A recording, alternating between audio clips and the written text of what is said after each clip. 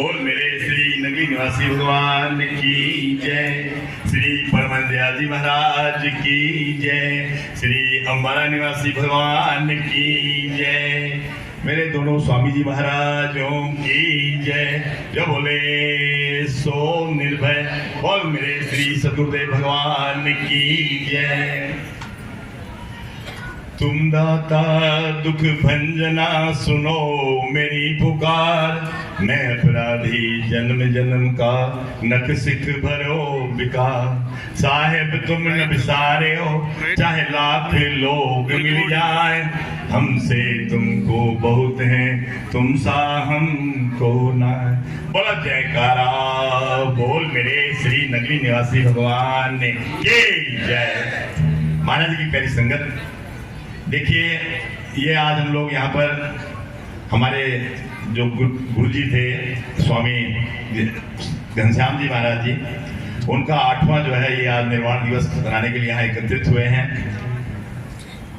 मुझे याद आता है 2006 में जब हमारे बड़े, उनको जुगल जोड़ी कह सकते हैं जो स्वामी जी हैं, बड़े स्वामी जी ने जब जो है यहाँ से प्रयाण किया तो फिर श्री महाराज घनश्याम जी ने जो है मुझे जो है ऊपर बुलाया और ऊपर जो है आकर के अपने बगल में बैठा करके इस जगह को लाको है, बोला कि तुम अब मेरा साथ दो। तो डरते डरते करते करते उनके दिशा निर्देशन में हम रहे और उन्होंने जो है धीरे धीरे करके बहुत सारी सीखें दी, बहुत सारी बातें बतलाई। तो ये जो है उनका बड़प्पन था, महानता थी, बहुत ही साधारण किस्म के और बहुत ही मतलब सुशील टाइप के, मतलब किसी से कोई हमेशा अपनी धुन में अपने उस, मेरे ख्याल वो जो थे वो चौथी अवस्था वो अपने हाँ परावाणी तक से शायद वो अपना चिंतन मनन करते थे। उस कोटि के वो पहुंचे हुए महापुरुष से, परावाणी से, नाभि से उनका चिंतन होता था मेरा ख्याल है। तो हमें भी उन्होंने बहुत सारा मार्गदर्शन दिया और जो है उन्हीं के बाद में जो है इतने वो गुरु महाराज के प्रति समर्पित थे, हमारे नगली भगवान के प्रति, अम्बाला भगवान के प्रति, दादाजी के प्रति। 2016 का लास्ट दिन था, उस दिन उनका सत्संग पढ़ता था और रमेश भैया जी ने उस दिन जो है पूरे रात का जागरण किया था। तो श्री महाराज जी उतनी उम्र होने के बाद में 86 प्लस या 7 प्लस थे, वो पूरी रात जो है देखते रहे, खुद चलते रहे, पूरा देखते रहे, खुद सुपरवाइज किया। और उन्हें जब इत्मीनान हो गया कि उनके पुत्र श्री रमेश जी और पुत्र वधू अंशु जी तथा बच्चे सब लगे, प्राणपण से लगे हैं, तो उनको जो है भरोसा हो गया और ये बच्चे उसी प्रकार से जैसे उन्होंने किया था उसी प्रकार से चला रहे। तो ये उनकी महानता थी। हमेशा कहा करते थे, तो हमारे दोनों महापुरुष जो हैं वो थे बैठे, बड़े वाले जी महाराज जी नंदन महाराज जी कहा करते थे कि विद्या होती है कंठ की और पैसा होता है गांठ का। विद्या कंठ की, पैसा गांठ का। और महाराज जी हमारे घनश्याम महाराज जी कहा करते थे, थोड़ा और संक्षिप्त के अंदर में ही जो है पूरी जो है ज्ञान को उलट दो, मतलब पूरा उससे ज्यादा समय लेने से तो तुम पूरी रात बोलते रहो, कोई मतलब नहीं, जितना भी बोलो सार्थक बोलो। और उनकी दया कृपा हमारे को मिली, मेरे के ऊपर दोनों महापुरुषों का दयामय हाथ है, तो उनकी वजह से। और आज में जो अभी आप देख रहे हैं यहाँ पर बैठे हुए हैं स्वामी जी, स्वामी हरि अनमोलानंद जी महाराज, उनके बगल में मसेवाल महापुरुष जी महाराज जी, अभेद योगानंद जी, ध्यान योगानंद जी, इन सब की ही असीम कृपा से आज यहाँ तक उन्होंने पहुंचा दिया और उस दादा गुरुदेव के दरबार में जो है ड्यूटी लगवा दी है। तो उससे बाद और क्या हो सकता है, ये सब उनकी बात है। तो अब मैं आपको अद्वैत की तरफ ले चलता हूँ।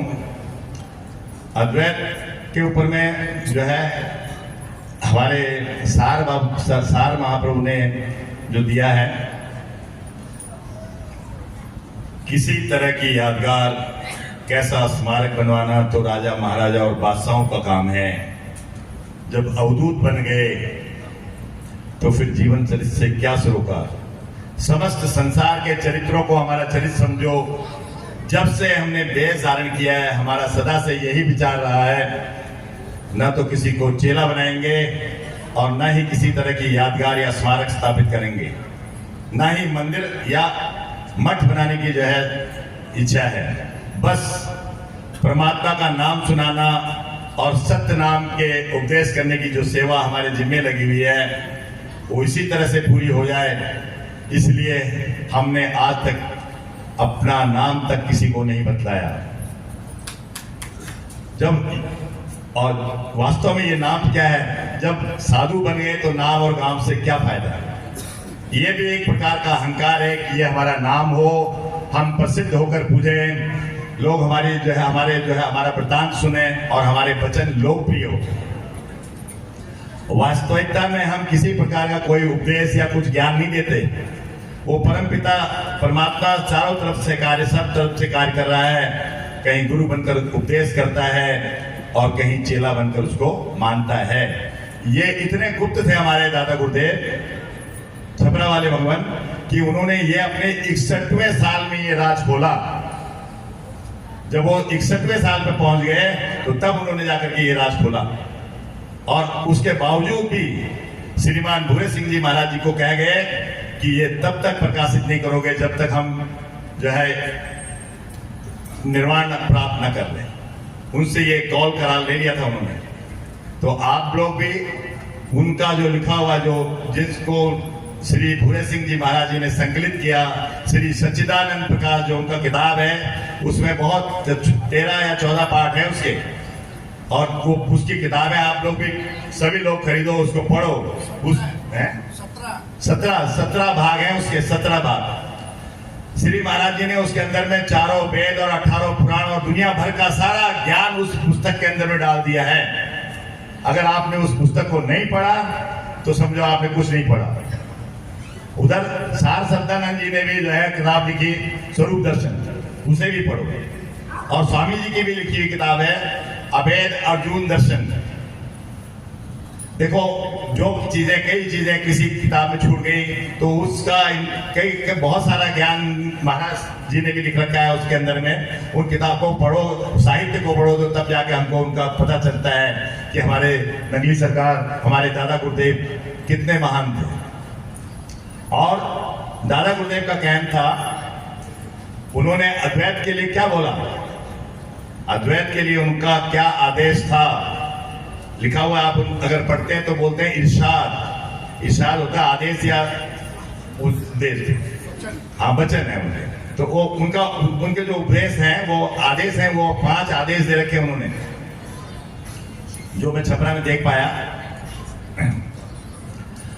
पहला आदेश है खुदा की बंदगी करो, वरना उसके द्वारा दी गई रोटी को छोड़ दो, उसके द्वारा दी गई रोटी मत खाओ।